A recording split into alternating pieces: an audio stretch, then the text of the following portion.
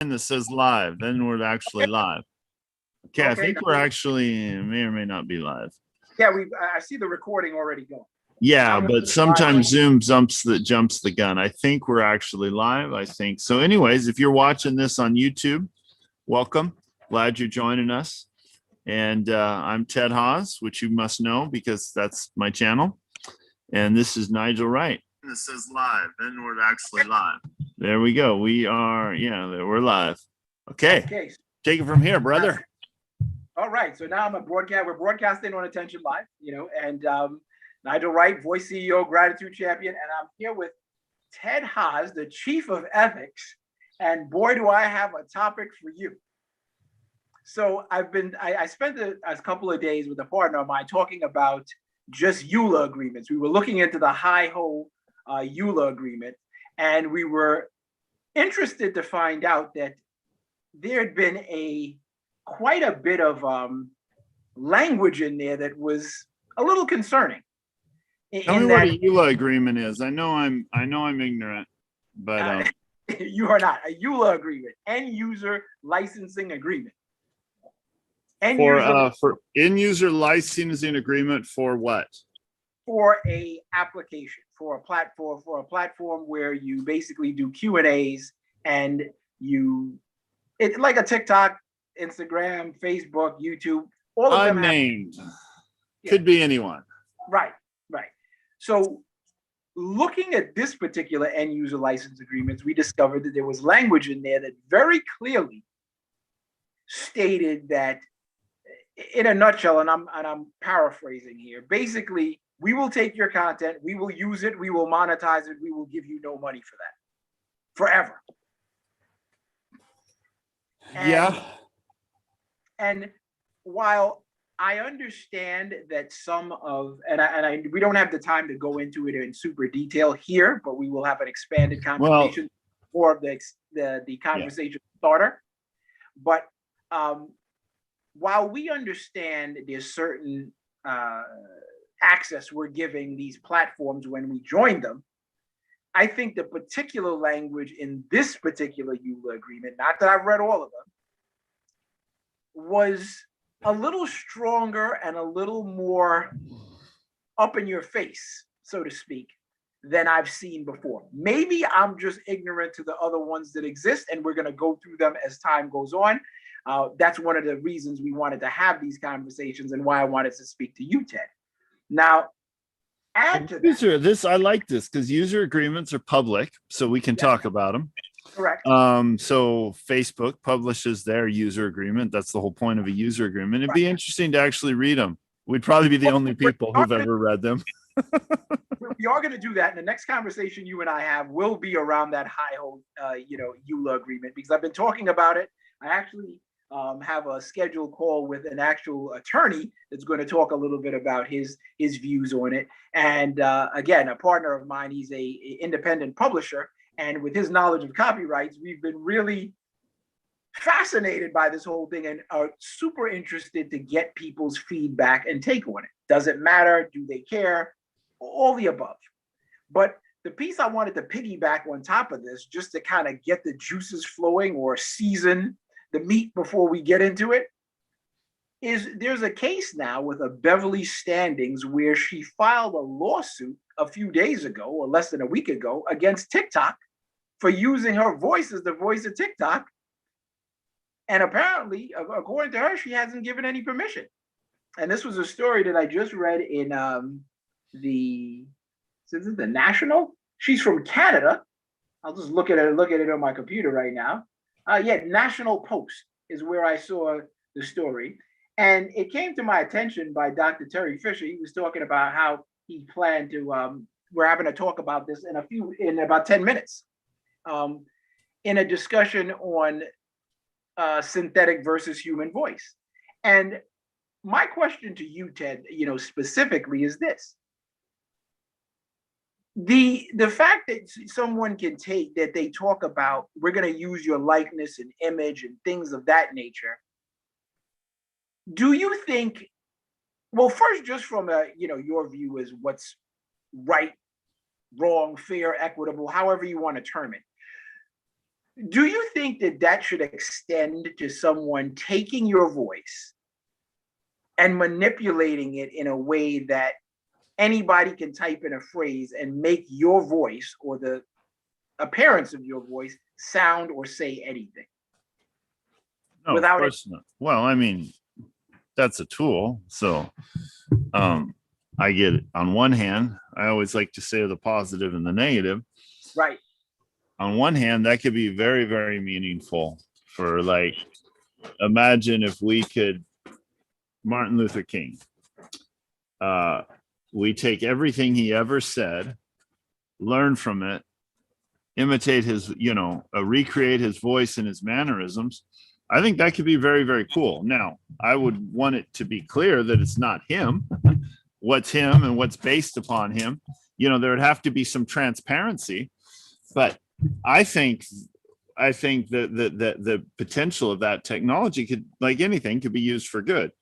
But like nuclear energy, the more potential for good, often the more potential for bad. Well, but do you think without like, compensation to the oh no. That's to me, that's just good old fashioned theft.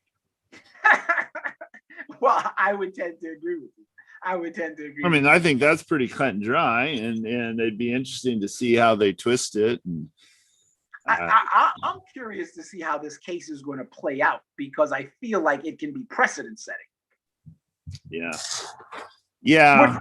Which I'm looking forward to, because I feel that, look, I have a hard time believing when people write these agreements, they are unaware of what it is they're doing. The people who sign them, or the people who write them? The people who write them. Oh, the people who write them know exactly what they're doing. Those user agreements come out of lawsuits. So you have a simple one, some lawsuit, they change the wording to address that specific lawsuit, and it just evolves. And you'll notice that all of them are all kind of similar, and they're also trying to push the limits of what they can get you to commit to. And then, it's how much fine print will the law allow, which is, pushing the limit, and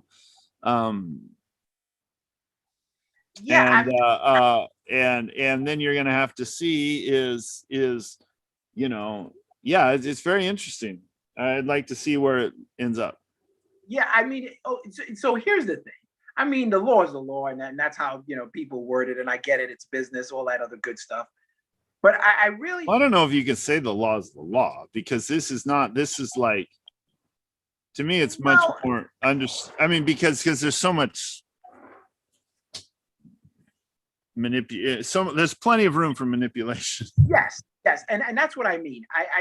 I'm not a real fan of I'm just going to put whatever I can and then just blanket policy say, well, if it doesn't apply, then it doesn't count.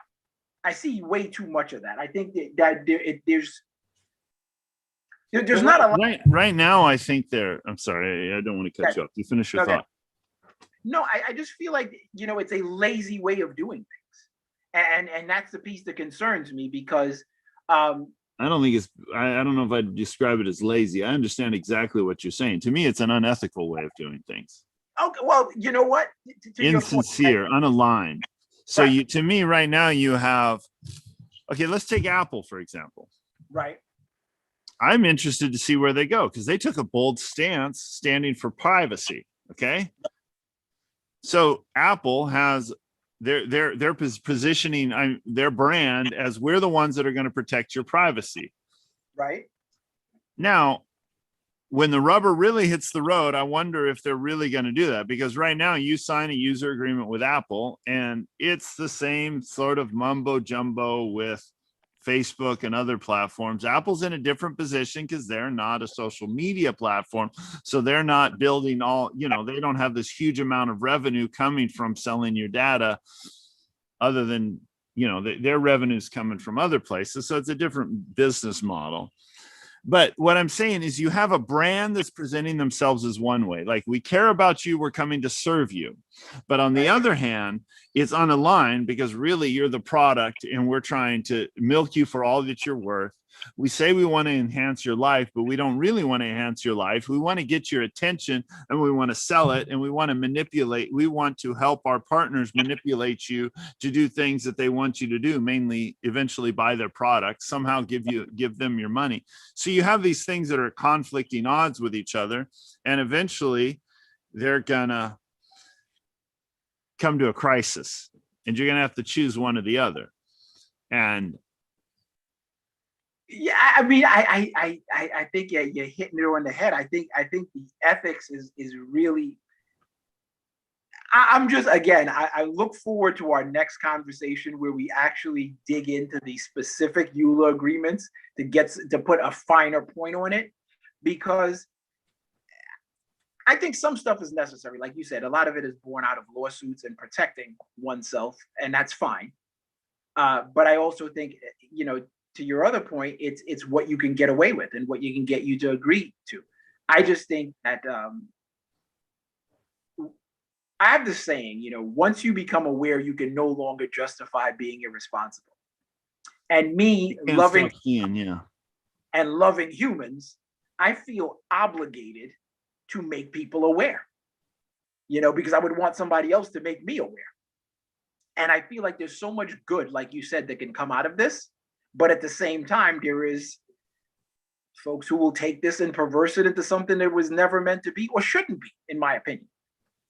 And this is where, like you said, the rubber meets the road, and where I really want to begin our conversation about tech and ethics and how we can create impact as opposed to just dancing around the subjects and just playing in the space and going, and being more than just anarchists that are rebels like we were when we were kids and just saying everybody's evil.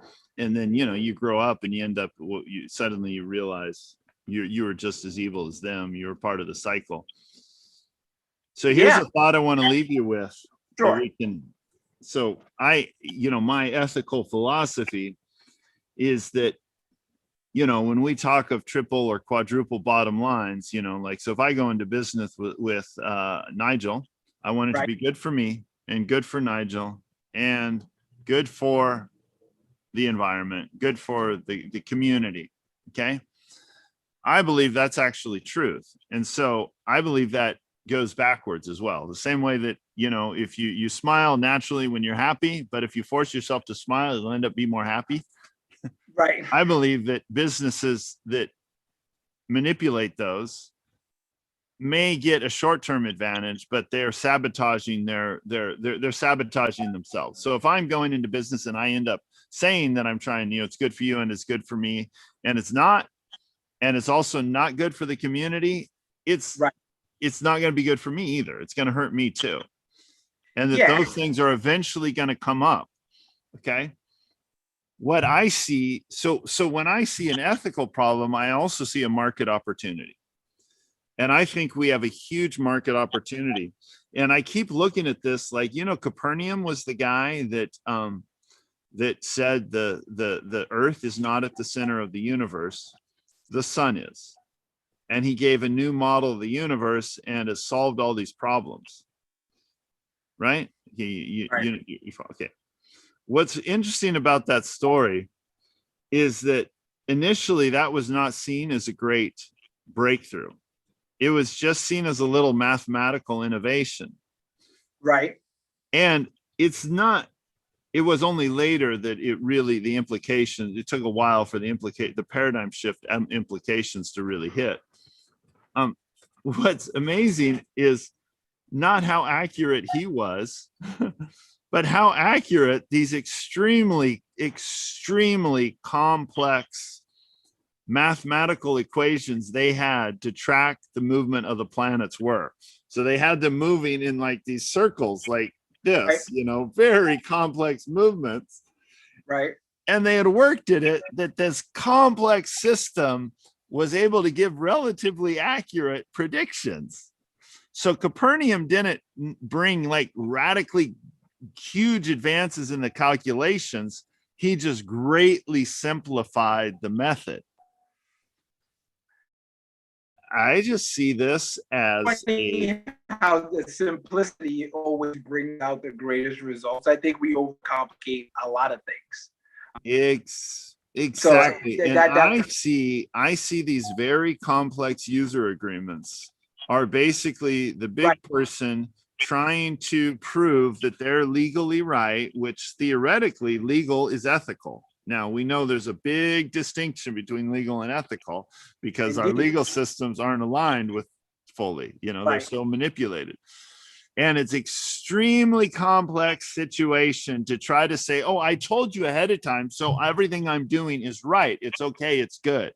But everybody can smell a rat. It's like, wait, the poop's on somebody's foot. I can smell it. So, you know, and I well, feel that there's going to be a paradigm shift, and it's going to be extremely simple, and it's actually going to align the interests of the platform with the users. And there's a place for these advertisers in business. mhm. Like, we're pro business. And I think we're going to understand there'll be a major paradigm shift that brings it all into alignment and will radically simplify user agreements to where people actually can read them and understand them. Yeah, I mean, I think there's room for it. Like you said, there's great opportunity there. And I'm just gonna like close with this. If we're not finding those opportunities where you can build, which is what I like to talk about, because what's the point? If I'm not able to build, you and I are able to build, and we're Yeah. building, right? So it like if I was with somebody who I couldn't build with, they would be taking up space for me that could be better used, for humanity, for me, for that other person, to be filled with something that can build something greater than either one of us individually. The 1 + 1 = 11 is like I like to say. It's just I think yeah, like there's room for it. I never understood why it needs to be for me to win, you have to lose, or vice versa, which I don't think is a real thing. I think it's just something that people concoct in their head, and Well, it then becomes real because you believe it. It's a and play. self-fulfilling prophecy. And then, and then we build all these systems around it to further Right. reinforce it. Yeah, and anything that seems like success, around that is just going to give it further energy. Is going to fuel it even more, and have other people believing that that's proof that this is the But way to go. eventually those things collapse on themselves. Absolutely. Eventually. And we, as people of faith and as of ethicists and vision, I think they will. Like, we look back and we see, wow, the Soviet Union, it collapsed on itself because it was a bad system. Yeah. And you can go throughout history with that. So Well, I'm very, very optimistic. yeah, I am too. I definitely am, and I think these conversations are going to be the start of it. I think our commitment to doing better, even if it's just in our opinion, I think is going to at least spark the spirited debate that's necessary to move the needle forward. So with that, what I'm gonna close this out, and I'm gonna look forward to our conversation where we start digging into these end user licensing agreements together, and not we're gonna solve two issues. We're gonna make one of those called those videos people listen to fall asleep. We'll read it word for word to put people to sleep. I don't want to be that, because I think this is going to spark the conversation, because I for one am not interested, and as we discussed previously, I'm not looking to do this in a vacuum. Our opinions are great, and we can have this conversation, but I want to make sure that we're bringing in the commentary, the feedback, the diversity of many other groups to see what people feel. So whether it be going out on Clubhouse or going out on LinkedIn, sending people messages and saying, what do you think about this? And then bringing that feedback into the conversation so that we're not so silo in our focus. Because we may be thinking one thing like, oh, this is terrible. And everybody was like, it's all right. We don't know. And we don't know until we ask, in my opinion. So I, for one, am all for asking, and I look forward to just digging in. Do it. All right. Now you're gonna go. You're gonna go jump on Clubhouse with Terry Yes. Fisher, right? All Yes, right. So if you're watching this live, jump on Clubhouse and follow Nigel Wright and Terry Fisher. Yes, indeed. Ted Hahs, you are a gentleman, Mr. Ethics, Over Attention Live. I appreciate you taking this time for this conversation starter, and I genuinely look forward to our deeper discussion on these EULA agreements and anything else that affects, the consumers on these platforms and what we see as opportunities to build versus opportunities to just simply exploit in the negative. If Love that's it. it. I love it. All right. Well, look forward to continuing. All right, you have a great Yes, day. a pleasure, my friend. Be well. I'm Nigel Wright, Voice CEO and Gratitude Champion. I would love to know what you think, and I'm done speaking. Take care.